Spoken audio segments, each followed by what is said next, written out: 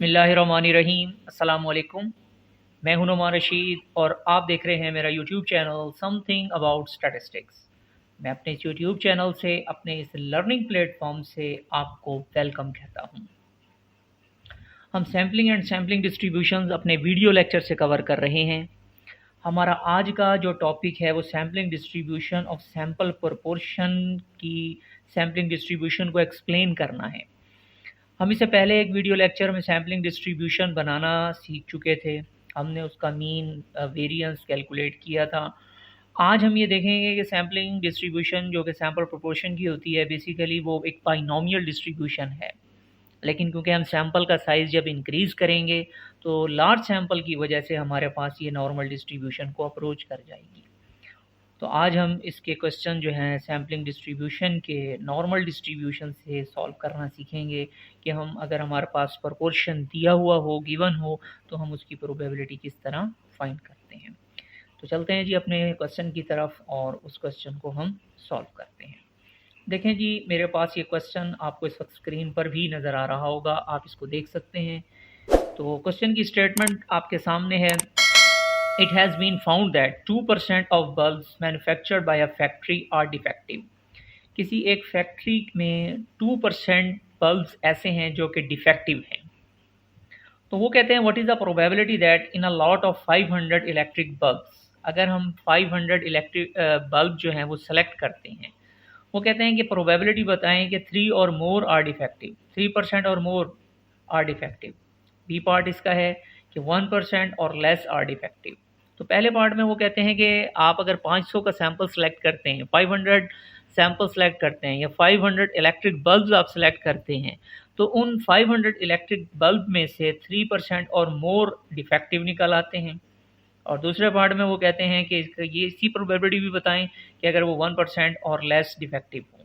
तो आपने सैंपल का साइज़ में 500 सेलेक्ट किया हुआ है और 2% जो है पॉपुलेशन का प्रोपोर्शन है कि आपके पास वो डिफेक्टिव होंगे। ये किसी कंपनी की तरफ से स्टेटमेंट है कि 2% जो है वो डिफेक्टिव हैं। तो ये वही बाइनोमियल ही है। लेकिन मैंने आपको अर्ज़ किया, पहले बताया कि जैसे सैंपल का साइज़ इंक्रीज़ होगा तो बाइनोमियल से हम नॉर्मल डिस्ट्रीब्यूशन को अप्रोच कर जाते हैं।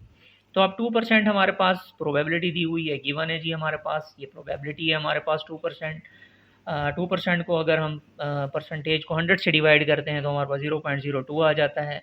तो ऑब्वियसली हमारे पास Q जो होता है, आपको पता है कि Q 0.98 होगा। सैंपल का साइज़ ऑब्वियसली हमारे पास 500 है। तो आपके पास ये जो स्टेटमेंट की जो कंडीशन थी, जो इंफॉर्मेशन थी, जो क्वेश्चन में हमारे पास गिवन थी, वो ऑब्जर्वेशंस, वो इंफॉर्मेशन सारी आपके सामने मैंने राइट कर दी हैं। अब पहले पार्ट में वो कहते हैं कि प्रोबेबिलिटी फाइंड करें, कि प्रोबेबिलिटी फाइंड करनी है कि पी हैट जो है ग्रेटर दैन इक्वल टू 0.03 है, इसकी प्रोबेबिलिटी आप बताएं। और दूसरे में हमारे पास अगर हम मैथमेटिकली इसको लिखें तो उसकी प्रोबेबिलिटी हमारे पास ये आती है कि इसकी प्रोबेबिलिटी बताएं कि हमारे पास इसकी प्रोबेबिलिटी जो है वो लेस दैन इक्वल टू 0.01 है। तो चलते हैं जी अब क्वेश्चन को सॉल्व की तरफ। तो आपके पास ऑब्वियसली क्योंकि बाइनोमियल है प्रोपोर्शन, लेकिन हमें इस बाइनोमियल को नॉर्मल से सॉल्व करना है, तो साथ हमें करेक्शन फैक्टर की ज़रूरत पड़ेगी। तो अब यहाँ पर हमारे पास ये फैक्टर, सिर्फ इतना फैक्टर, ये करेक्शन फैक्टर कहलाता है जी। ये हमें इसके साथ करना पड़ेगा। अगर लेस दैन इक्वल है तो फिर प्लस करना पड़ेगा, और अगर ग्रेटर दैन इक्वल है तो फिर हमें ये वाला पार्ट माइनस करना पड़ेगा। आप यहाँ पर छोटी सी बात ज़हन में रख लीजिए, क्योंकि ये काम अब इन्वर्स हो गया है। अगर हमारे पास यहाँ पर वेरिएबल x होता तो फिर हम वही कंडीशन यूज़ करते कि ग्रेटर होता तो प्लस करते, और अगर लेस होता तो हम माइनस करते। लेकिन क्योंकि अब हमारे पास प्रोपोर्शन क्योंकि डिवाइज़र में आता है, x/n होता है, तो इसलिए ये वाला फैक्टर जो है अब माइनस होगा जब ग्रेटर करेंगे, और जब लेस करेंगे तो हम इसको प्लस करेंगे। तो अभी इस फैक्टर को हमने माइनस किया है, ऑब्वियसली हमारे पास 2 एज इट इज़ ही आ गया जी, और n जो है हमारे पास 500 है। तो जब पास 500 है तो आप ये देख सकते हैं कि हमारे पास जब हम 500 के साथ 1000 आ जाएगा, इसको डिवाइड करेंगे और 0.05 में से इस फैक्टर को माइनस करते हैं तो हमारे पास प्रोबेबिलिटी के लिए आ जाती है 0.029। तो ये हमारे पास पी हैड बनेगा। अब इस वेरिएबल को ऑब्वियसली हमें स्टैंडर्डाइज्ड वेरिएबल में कन्वर्ट करना पड़ेगा ताकि हम इसकी प्रोबेबिलिटी ले सकें। लेकिन उस प्रोबेबिलिटी लेने से पहले प्रोबेबिलिटी लेने से पहले हमें इसका मीन और वेरिएंस को देखना होगा। आपको पता है कि म्यू पी हैड जो होता है वो पी के इक्वल होता है, and sigma square P had जो होता है वो पी क्यू ओवर एन के स्क्वायर रूट के इक्वल होता है। तो आपने पी हैड भी फाइंड कर लिया और सिग्मा पी हैड भी फाइंड कर लिया। तो 0.0 पी की जगह पर आ जाएगा। बिल्कुल इसी तरह हमारे पास जो क्यू होगा ओबियसली आपको पता है कि वो जो है 0.98 है, तो वो इसकी जगह पर आ जाएगा। एन हमारे पास 500 है। इसको हम मैथमेटिकली अगर हम सॉल्व करें, इसको अगर हम मैथमेटिकली सॉल्व करते हैं तो 0.0063 हमारे पास आ जाता है। अब अपने इस वेरिएबल को हमें स्टैंडर्डाइज करना है जी, स्टैंडर्डाइज बनाना है। तो स्टैंडर्डाइज बनाने के लिए हमें क्या करना पड़ेगा, अपने इस वेरिएबल को स्टैंडर्डाइज बनाना है जी। स्टैंडर्डाइज बनाने के लिए हमें क्या करना पड़ेगा, z is equal to p hat mu p hat and sigma p hat. तो आपको पता है कि पी कैप की जगह पर 0.029 और म्यू पी हैट की जगह 0.02 और इसी तरह स्टैंडर्ड एरर की जगह पर वैल्यू। तो आपने जब फाइनली इसको सॉल्व किया तो 1.43 आ जाता है। अब आप ये देखें कि हमने ग्रेटर की प्रोबेबिलिटी फाइंड करनी है, तो z greater than equal to 1.43 इसकी प्रोबेबिलिटी हमें फाइंड करनी है।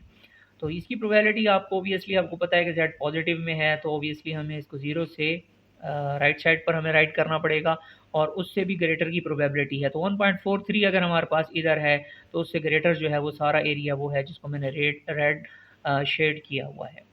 तो आपके पास प्रोबेबिलिटी 1.43 से ग्रेटर की आपको प्रोबेबिलिटी चाहिए, तो ये दो हिस्सों में डिवाइड होकर आती है। आपको पता है कि प्रोबेबिलिटी हमें 0 से इन्फिनिटी तक मिलती है, एक पार्ट की मिलती है। तो आपने क्या करना है, 0 से इन्फिनिटी तक का जो एरिया है वो हमारे पास 0.5 है और 0 से लेकर 1.43 का प्रोबेबिलिटी जो हमें गिवन है, जो टेबल हमें प्रोबेबिलिटी गिवन है वो हमने इसमें से माइनस कर देनी है। तो आपके पास जो प्रोबेबिलिटी फाइंड होकर आती है वो आपके पास आ जाती है 0.0764, जो कि आपको इस हिस्से की प्रोबेबिलिटी मिलती है। तो इस तरह हमारे पास ये एक पार्ट इसका सॉल्व होता है। अगर हम इसके सेकंड पार्ट की तरफ जाते हैं तो वहाँ पर भी हमें कुछ इसी तरह सॉल्व करना पड़ेगा, क्योंकि अब हमें स्टैंडर्ड एरर की ज़रूरत नहीं है, हमें म्यू पी हैड की ज़रूरत नहीं है। हमें डायरेक्ट अपने वेरिएबल को करेक्शन फैक्टर से पहले करेक्शन फैक्टर लगाना है और उसके बाद इसको स्टैंडर्डाइज वेरिएबल में चेंज कर लेना है। तो अब आप देखें p hat less than equal to 0.01 है, तो ऑब्वियसली अब हमें ये वाला फैक्टर इसमें ऐड करना पड़ रहा है जी।